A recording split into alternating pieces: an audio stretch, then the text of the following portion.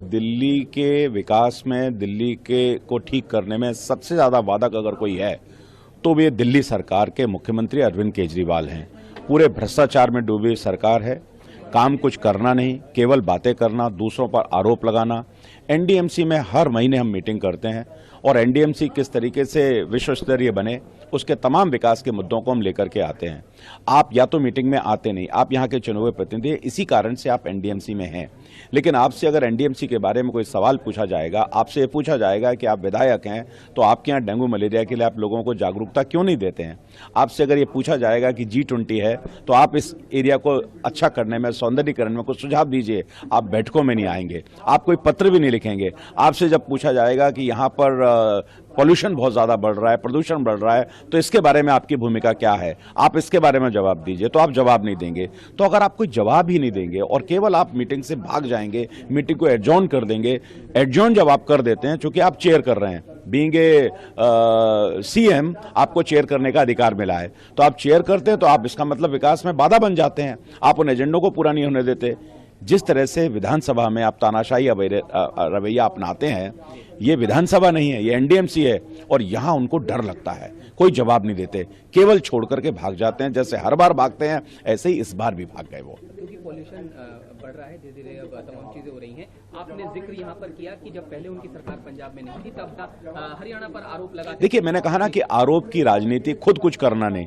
This government is without governance, कुछ करना नहीं, दूसरों पर आरोप लगाना। और जब वो पंजाब में अकाली सरकार थी तो उस समय वो आरोप लगाते थे कि पंजाब से सारा पोल्यूशन दिल्ली में आता है, हरियाणा से पोल्यूशन दिल्ली इसमें आता है, यूपी से पोल्यूशन दिल्ली में आता है।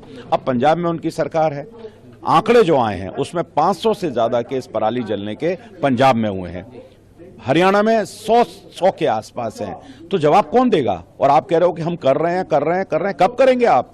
जब गैस का चैम्बर दिल्ली बन जाएगी, जब लोग बीमार हो जाएंगे, दिल्ली के लोगों को दम घोंटू हवा में सांस लेनी पड़ेगी और आप उसके लिए जवाब नहीं देंगे, तो ये जवाब जब हमसे पूछेंगे तो आप मीटिंग छोड़ करके भाग जाएंगे। ये स्थिति दिल्ली के मुख्यमंत्री की है। कुछ कारण जो दिल्ली सरकार बताती है उसमें कई बार जिक्र ये किया जाता है कि दूसरे राज्यों से व्हीकल्स आ रहे हैं और तमाम इश्यूज जो हैं वो गिनाए जाते हैं। तो अपनी तरफ से आप सॉल्यूशन? नहीं, मैं सॉल्यूशन, हम तो केंद्र सरकार को, मोदी जी को धन्यवाद करना चाहते हैं, नितिन गडकरी जी को धन्यवाद करना चाहते हैं कि आज से 5 साल पहले से ही उन्होंने योजना बना दी थी और ईस्टर्न और वेस्टर्न पेरिफेरी जो बनाया, जितने सारे रोड्स उन्होंने बना दिए, जितने भी ट्रैफिक जो दिल्ली में होकर के जाता था उस सारे ट्रैफिक को रोक दिया 40, 50, 60, 100 किलोमीटर पहले ही। तो उससे दिल्ली को इसका लाभ मिला। लेकिन जो आपको काम करना चाहिए वो आप करते नहीं, आप केवल वो काम करते हैं जिसमें भ्रष्टाचार में पैसा बन सकता है, जिसमें एडवर्टाइजमेंट आ सकता है। तो इसलिए आप दिल्ली के बारे में, क्योंकि आपका फुर्सत नहीं है, आप देश की राजनीति करना चाहते हैं दिल्ली के पैसे पर, दिल्ली के बल पर, इसलिए गैर जिम्मेदाराना व्यवहार अरविंद केजरीवाल जी का है। आखिरी बस ये बता दीजिए कि एक वीडियो भी दिखाया गया मीटिंग, अभी जो प्रेस कॉन्फ्रेंस हुई उसमें, और हमने ये सुना कि जिक्र शराब के मुद्दे का भी वहां पर। निश्चित रूप से दिल्ली को शराब की नकरी आपने बनाया। आपके मंत्री शराब के भ्रष्टाचार के कारण जेल में हैं, आपके उप मुख्यमंत्री जेल में हैं, आपके सांसद जेल में गए हैं, आपके सब लोगों पर सवाल है, सीबीआई, ईडी सब लोग इसकी जांच कर रहे हैं और लगातार मंत्रियों के जेल में होने के कारण भ्रष्टाचार का पर्याय बने हैं। जब आप कहते थे कि हम तो इतने ट्रांसपेरेंट सरकार हैं, आपके मंत्री, आपके सदस्य, आपके विधायक, आपके सांसद इस शराब के भ्रष्टाचार में है, तो शराब में जो आपने कालाबाजारी की है, दिल्ली को आपने पूरी शराब की नगरी बनाने का जो प्रयास किया था, वो निश्चित रूप से ये काले कारनामे आपके सामने आ रहे हैं। जानना चाहेंगे जो पूरा विषय। आज एनडीएमसी काउंसिल की बैठक थी। हर बार की तरह अरविंद केजरीवाल एनडीएमसी काउंसिल की बैठक में जनता से जुड़े मुद्दे पर जब सवाल पूछते हैं तो भाग खड़े होते हैं। उन्होंने कहा था जब पंजाब में हमारी सरकार आ जाएगी तो पराली जलाने के मामले बंद हो जाएंगे। तो उनकी दिल्ली की सरकार की एक रिपोर्ट मैंने इसको पेश किया, इसमें बताते हैं कि देश में सबसे अधिक पराली जलाने के मामले जहां उत्तर प्रदेश में 60 से भी कम है, तो वहीं 561 के करीब वहां पराली जलाने के मामले हैं।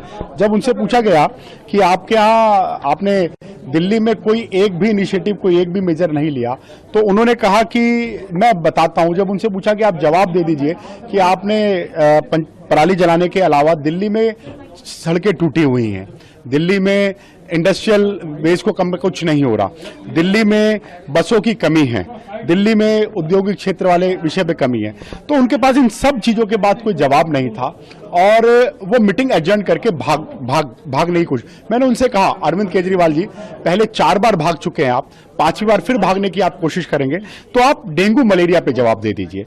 डेंगू मलेरिया चिकनगुनिया के 10,000 से ज्यादा केसेस दिल्ली में आ गए हैं जो आपकी रिपोर्ट छुपा रहे हैं और आपकी सरकार उसमें कोई इनिशिएटिव नहीं लिया, तो उसके ऊपर आपने बताने से जवाब नहीं था। आपने कोई भी छिड़काव नहीं किया, आपने कहीं पर भी डेंगू मलेरिया को लेकर, आपने कहीं पर भी आपने इनिशिएटिव देखते हुए सफाई को लेकर आप कूड़े के ढेर बढ़ गए हैं।